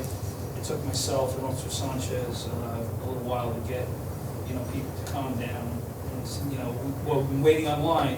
We want to go in. I'm very sorry, but the pool is at capacity. It's unsafe. They didn't care. They wanted to come in. We've been waiting. We want to come in. Well, what about when they come out? Well, you can see the pool is just, and it's too much for the staff. The lifeguards, it's overwhelming. This has happened a couple. This has happened a couple of times already, you're saying. It was really bad July 4th weekend. The Saturday, Sunday was. And the heat wave. Yeah. Anytime it's hot, extensive heat, it just all of a sudden, it will a lot of people. Why was she saying she couldn't manage non-residents as they're coming in? You mentioned Michelle said that it's impossible. Yeah, because the way in which they're taking in the money, it becomes impossible to check each time. They're not really looking at ID, unless people have a pass, they're just letting people in if they pay the fee. So meaning somebody who doesn't have a pass, if you're a resident, you're still paying the full rate? Oh, so there's no different rate. That's a problem, yeah. I mean, and in all fairness, however, there's really, I don't recall in all the years. We never had it. Happened. No, I don't ever recall it in my happening. opinion, the word's out about the two pools. They're beautiful facilities, they're well-run, Yeah. they're very nice, they're very clean, they're very safe, and the word's out. And so there's very few places you can go, and this happens to be one of the locations. Good point. Okay. Very good. Why don't we move on to item 7C, the Challenger Center. This is also a discussion item. I'll lead off. I think Ms. Montel might then want to pick up after I speak. As I think all the town board members, I believe all the town board members know, about, I forgot the year to be honest, about 2009, 2010, about 9 or 10 years ago. John, am I correct? 2010, 8 years ago. Thank you. The town bought the Challenger Center located in the corner of Airmont Road and Route 59, and we operated through our Parks and Recreation Department. It involved a purchase price of $826,000, of which we paid $166,000 approximately at closing, and we pay out $60,000 a year, and that gets paid off, that's paid out over, I believe, over 11 years. In addition, we pay a franchise fee to the National Challenger Center organization to be allowed to be called the Challenger Center, and we staff it, we maintain it. As you can see from the numbers we have in front of us, it's a money loser every year. We lost in 2017, the expenses over revenue was an $89,000 loss, and in addition, when you add in the franchise fee and the installment purchase fee, it costs us $161,000 a year to operate it. Now, part of the covenant when we bought it was that it would have to remain open as a Challenger Center, I believe, until 2022. And that in addition, after that, it could only be used by either a municipality for governmental or education purposes or museum purposes, or by a not-for-profit for public education or museum purposes. So the uses of it are somewhat limited. I think if you'll notice, the revenue has been declining, pretty much consistently over the years. We've been meeting with the staff and with the people from the Challenger Foundation. We've been meeting internally as well, trying to see what can be done to either cut the losses, improve its use. We have some ideas. There's a number of things. Staffing is an issue. Renovating the inside of the facility is an issue. But the other question is, how much money do we, or does the Challenger Foundation, want to put into this facility, and what are the long-term plans? I don't think we're going to be in a position to make a decision tonight, but I think we wanted to bring it up before the board, raise the issue, and see what our thoughts are and where we want to look going forward. We are trying to get additional staffing. We're trying to repurpose a current town employee to do some work at the site. One of the problems that's been explained to us is that they need people to run the missions, that if they don't have enough staff to run the missions, they have to cancel the missions, and that costs money. So it's like a cycle. I'm going to turn it over to Ms. Montel if there's anything I'm missing here from this explanation for the board. Sure. So the Lower Hudson Valley Challenger Center is a non-for-profit organization. Part of the covenant with them is to reinvest the money that we pay them in the center. And the way they're supposed to do that is the town is supposed to request what we would like them to do with that $60,000. They hold that it's supposed to be improvements in the building, and we asked the attorney's office to review that to see if there are other opportunities for programmatic purposes, like helping with additional staffing or other items. We've met 5 times with the representatives from the Challenger Center, and it's clear that the only way for it to become successful at all is if the town takes an additional responsibility for helping with the marketing, for helping with staffing. And we've mentioned to them that part of the problem is that schools don't have the funding to send the children to the facility specifically for busing. So they don't necessarily mind paying to come to the Challenger Center. I think it's about $600 a mission for up to 40 students. And we suggested to them maybe they should, at least for 1 year, use their $60,000 towards grants to schools to help bring children into the facility. What we would hope that would do is a child would then go home and be excited about the experience that they had and come back and say to their family, hey, let's go there on a Sunday. One of the other items that we've discussed is looking to bring more of a STEAM or a STEM program to the facility. And over the course of the next month, what we had agreed with the Challenger Center is that this board would make a determination. Are we going to invest in the future of the Challenger Center, or are we really looking not to do that for economic reasons or whatever reasons the board determines? And the reason that's important to them is they currently have $240,000 of our funds sitting in a bank account waiting to hear what the town would like to see happen with the Challenger Center. So the first step will be for the board to make a determination, well, you have an obligation to maintain it until 2022, but you can do that with the mindset you're looking for it to grow, or you're looking for it to be stagnant and we're not going to invest in it. So that's the, again, what's before the board. I would say maybe once again, we should look to hear from the public in some forum as to what they're thinking about the Challenger Center. It was not part of the funding where you're looking to sell it off, which was mentioned previously. We just want to know whether or not it's possible to save the situation. You don't, no program of ours necessarily makes money, but you certainly want to at least keep the revenue flat or increasing. You're losing about 20% per year in your revenue, so something is wrong.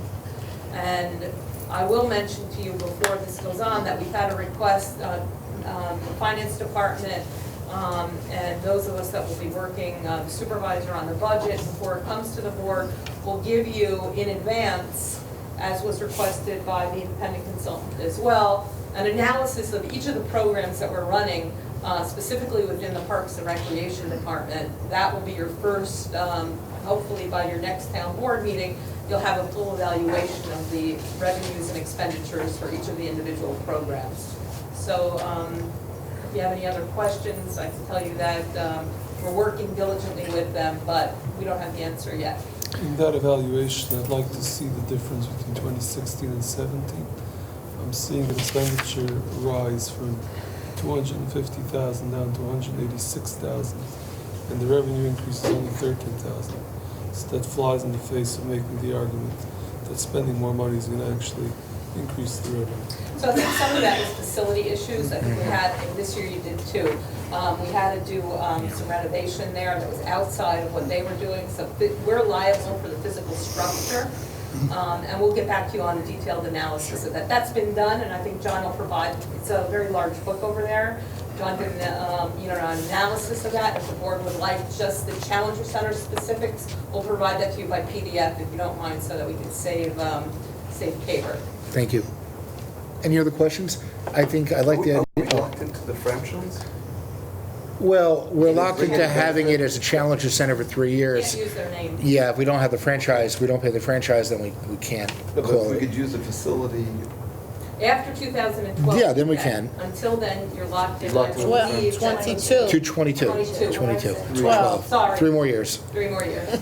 I like the idea of having a public forum, at least, to see what people think about it, that we may hear positive or negative. I'd like to mention that the supervisor, and, with the board's acknowledgement, we were gonna bring this up later, but there are some programs out there, camps, for example, this summer that wouldn't necessarily be coming to the Challenger Center. So we began an outreach, and one of the ones that we reached out to was the Martin Luther King Center, who has now children in a summer camp.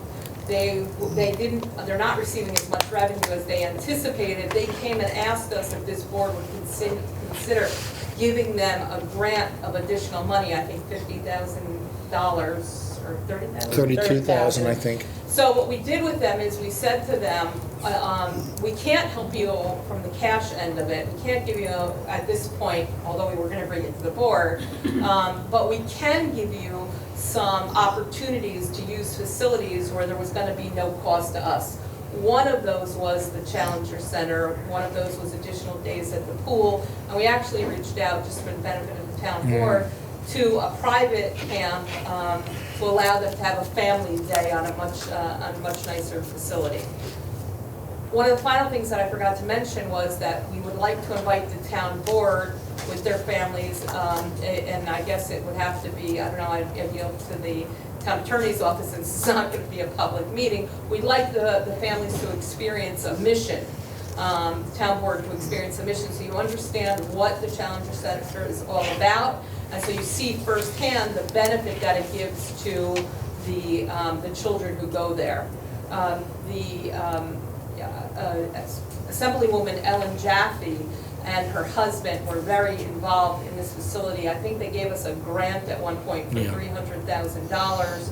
And one of the rooms is named in honor of Ms. Jaffe. We'd like to change it to be in honor of she and her husband, if the town board is okay with that. And we'd like to have a ceremony at some point recognizing that. For those on the board who don't know, her husband was Steve Jaffe. He was an engineer by profession. He was very committed to the Challenger Center and very much also committed to science and technology. And he passed away about a year and a half ago, I believe. And I think it would be appropriate to add his name. And we spoke with Assemblywoman Jaffe, and she certainly thought that was a great idea too. Could I just, in your research, do you have town users versus non-town users of the facility? Yes, well, Resident versus yes, non-resident? in fact, that's a point, because the franchise extends beyond the. No, I beyond the understand that, town but meaning borders. if we're using And we local do- tax money for even- this. There are even some private schools in New Jersey that bus their students to missions. I mean, we make money when we get missions. We don't lose when people come. The problem is not having enough missions. Correct. Yeah. We obviously lose because, their Well, expenses are. Yeah, but I think the more missions we can get, the Right, more we'll be Right now. closer to the break-even point. Let me put it that way. Yes. In other words, I don't think we want to discourage outside No, I'm not discouraging. but visits. meaning- Okay. You're saying No, I that understand your point. I understand. We do have that Yeah. data. Yeah, I want to know, yeah, to Provide see that. that, because I at don't some have point, it if now. the local residents are not expressing interest in this, That's a that'll different play point. a lot more in the vote. Yeah, I was just thinking while we're still using it, Yeah, no, of course. committed to well, it, still we is should. one thing, but yeah. Very good. All right, then if no one has any other questions, we'll move on to item 8, building, planning, and zoning. 8A, 9/11 address changes. Discussion. I can talk about that, or I think Ms. Montel can talk about it.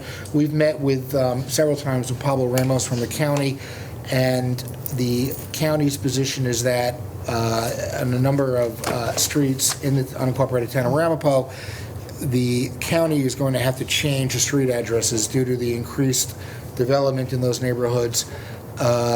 We met the other day with Mr. Ramos. He had a map with a number, I forgot the total amount, but there were a large amount of address changes. That's going to cause let's put it mildly, some dissatisfaction among the people who are going to find that they're no longer, 111 Maple Avenue, but they're now, 125 Maple Avenue, or whatever.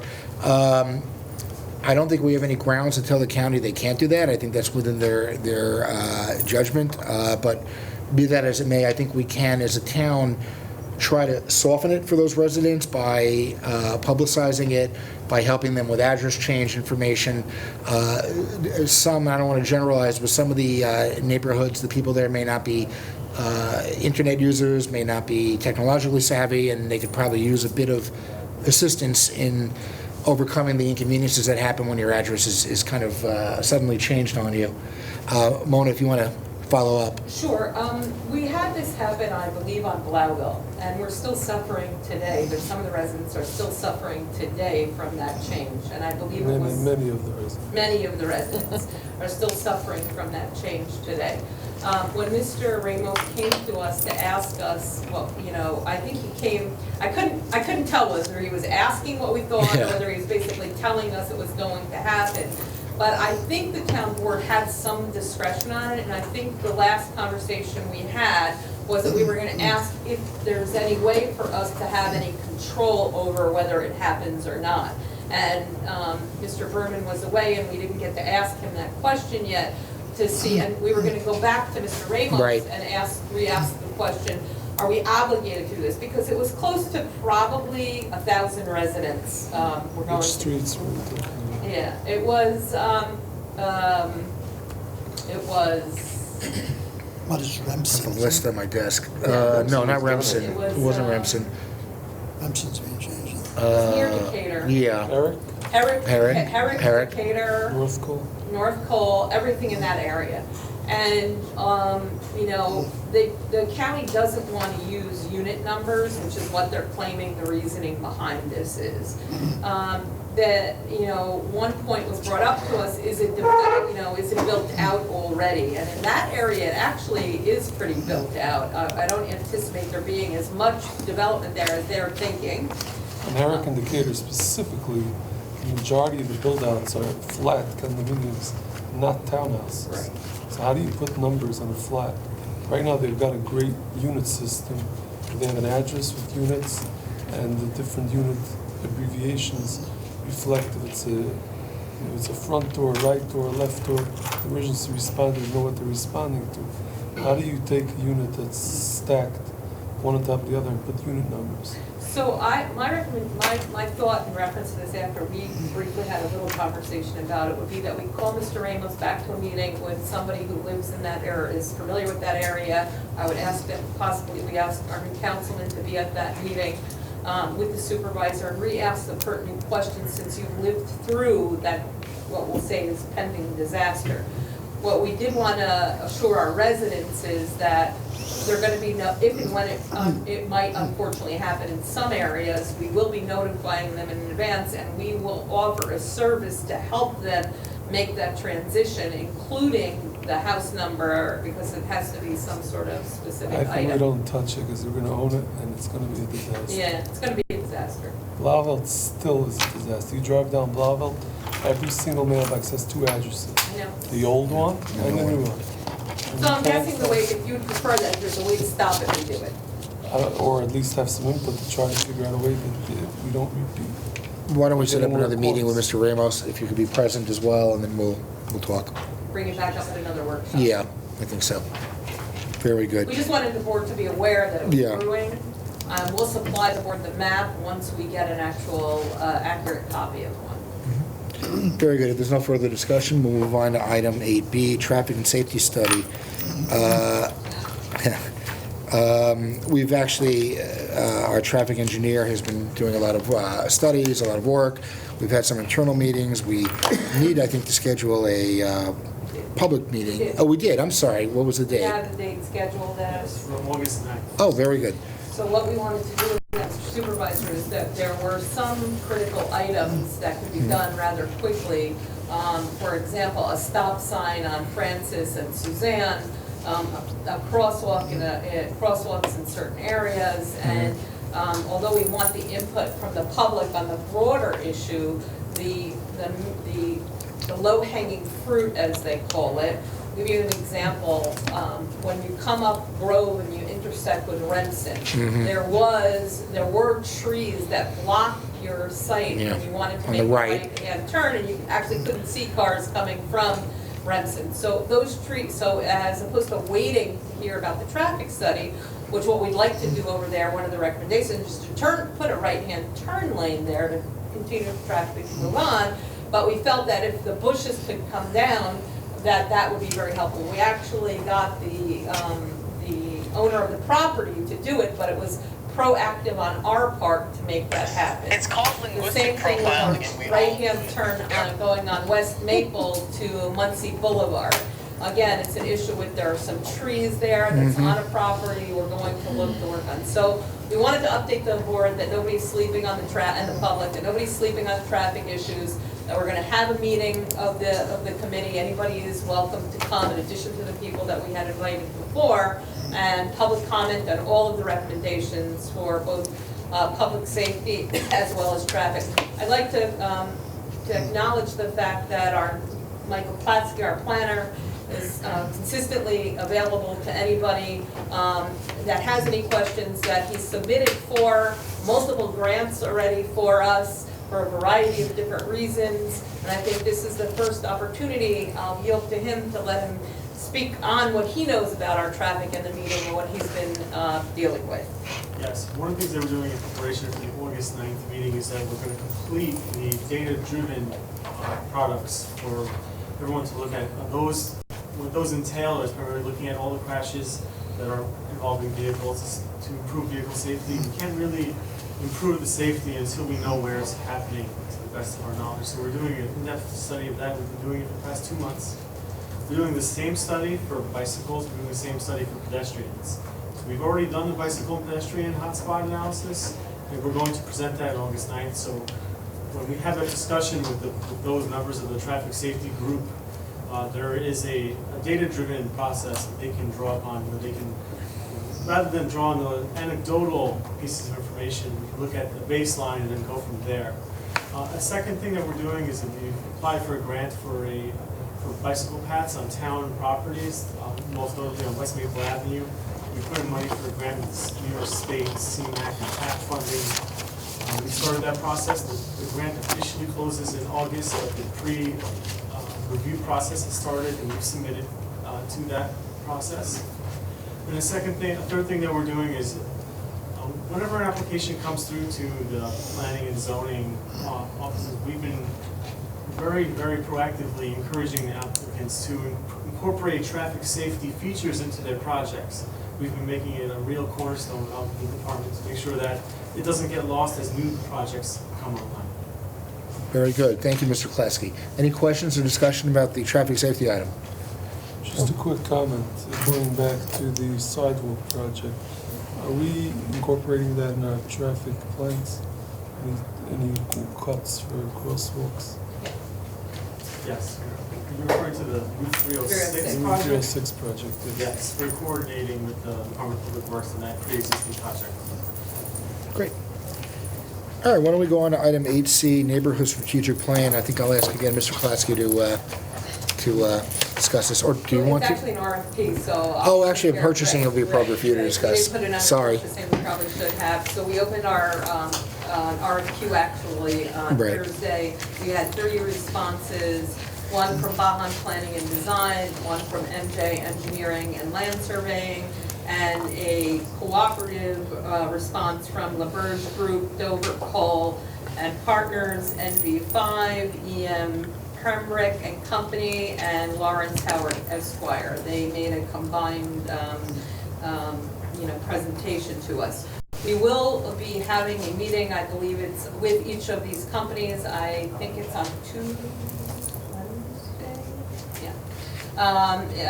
for two of the town board members who have expressed interest to be the ones to meet with myself, Michael Platsky, each of the individuals, each of the companies that have made solicitations, as well as Ian Smith.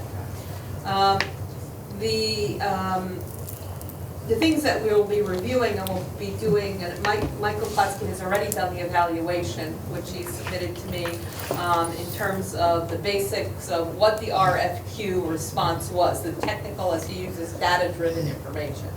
Next, we have to see who it is that we think is going to do the best job. And although this was called a neighborhood strategic plan, it's the ultimate goal for us to take every neighborhood into consideration and to put it all together ultimately. So, as this was just for discussion purposes only, we don't want to go into the details of what the RFQ responses were, but I can assure you that Mr. Platsky has done, like I said, an initial in-depth evaluation, and once the board members, one of which is the supervisor and the other is Mr. Weissmundel, will be meeting with them, and at a separate meeting, Mr. Wanunu and Mr. Weissmundel, or Ms. Logan, who's the housing consultant, as well as Mr. Rossman, so that three of you are not present, will have you each meet with them for a few minutes on that day, but it won't be all together. And that's where we are with that. Very We good. had a nice response. Anybody from the board have any questions or discussion? Very good. Let's go on to item 8D, moratorium discussion. I think I'm going to ask Councilman Wanunu to start off the discussion on it, if you'd like. Start off. So this has been a topic, I guess, the topic du jour of a few months. I think it was mentioned earlier by one of the constituents. It's something that we've been working on. It's something that we've been discussing since the supervisor and I ran.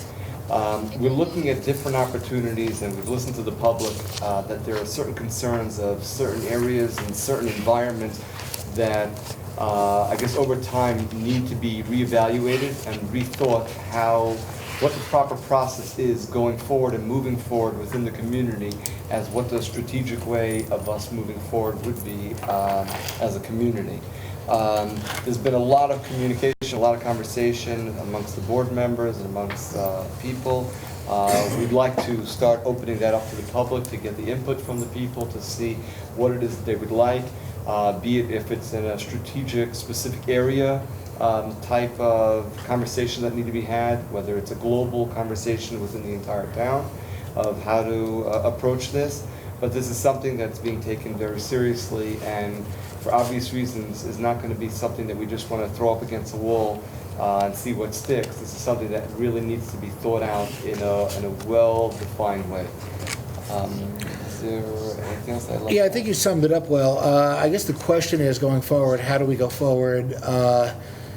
Are you suggesting that we have a meeting open to the public before we come up with a specific local law, just have a meeting open to the public for input and get opinions how to go forward? Or do you want to make a recommendation to have the town attorney draft something and then hold a public hearing, on that? So I think we probably should start with some kind of a baseline. That's my humble opinion, and then open it up to the public. Obviously, anything that would be, the baseline would be something that is living and breathing that can go to different levels. But at some point, just open something up and get some input and see where it is and we go from there. So I think the town board's pleasure is that you have a local law, because I don't know that everybody in the public knows. So the Yeah. process for a moratorium is that a local law would have to be drafted by the town attorney's office. Would that have to be, the board would have to vote on setting a public hearing date, and then you would hear public comment on whatever that draft that the board determines is. Right. And it would have to be subject to a general municipal review from the county. County of Rockland. So that's 30 days 30 days about. after you set the public hearing. Which, by the way, you did that, and before Right. the board was, and the county gave An adverse GML. Right, which. So it was with modifications, and the board did not have 4 people to vote on that night, so it was adjourned. The public hearing was closed.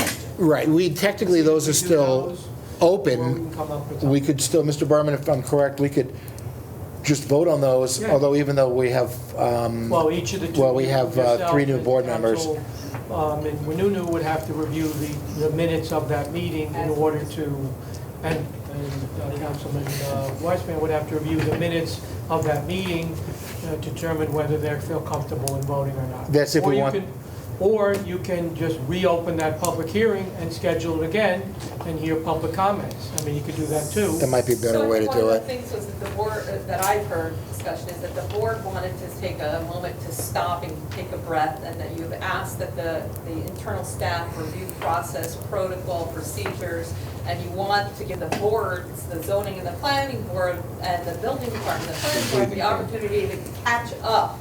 So those local laws did not address Those were, that. they addressed no further subdivisions of R15C, and unless you had approval, no approvals for R15A. The question is, can you do this administratively? I discussed it with Janice Gittleman, we're gonna be researching that, and we can Correct. So I advise just the board want at the to next meeting as to, and the supervisor, as to what we can do at the next meeting, whether to have a local law based on that, which is a moratorium just for 6 months to allow us to, quote, as Mona says, catch up, so to speak. But let me just clarify, I think what you just referenced, the question was whether that has to be done by local law, or whether we can do a resolution and administratively instruct the building department not to accept applications. And you can do both simultaneously. The question is, Perhaps, can you do but- both simultaneously? Because the local law. I think we need to get an answer, yeah. At least 2 months. I think we need an answer, but I think we have to, I'm Last sorry. thing anybody wants to do is just run into something like Correct. this. This is gonna take some well thought out time, and we wanna do this with patience and thought, and do this with a process. Nobody just wants to take a sledgehammer or a chainsaw and just rip through everything. It's not gonna be effective, it's not gonna help, it's not gonna work. And I think along those lines, one of the things that I've learned in both the class that we went to a few months ago with the county and just doing research, for a moratorium to be properly imposed, there has to be an objective, a goal. And we really need to pick a goal that can be achieved within that time period that the moratorium exists. And then we have to actively work toward that goal while the moratorium's in place. So it's just something we need to think about the outcome before we we start. Mr. Berman wanted to make. And, Thank you, Mr. Any Webb. moratorium, again, I can't say we can do it administratively just by resolution Right. or moratorium. The moratorium must have an escape valve. So let's say, for example, it's a school that needs something right away, they can ask for the town board for a waiver and allow someone to proceed to the board. So there will be that escape valve, It's a hardship a clause. hardship. And I think the other ones had that. Yeah, as they well. had to. They have to by law, yeah. And one of the reasons the county objected it, they wanted specific standards, and how can you have specific standards? Every hardship could be different. Yeah, I mean, I looked at moratorium laws from other municipalities, and they just say hardship, they don't give, Right. they generally Well, don't give standards. that was one of the things the county objected to. Yeah, all right.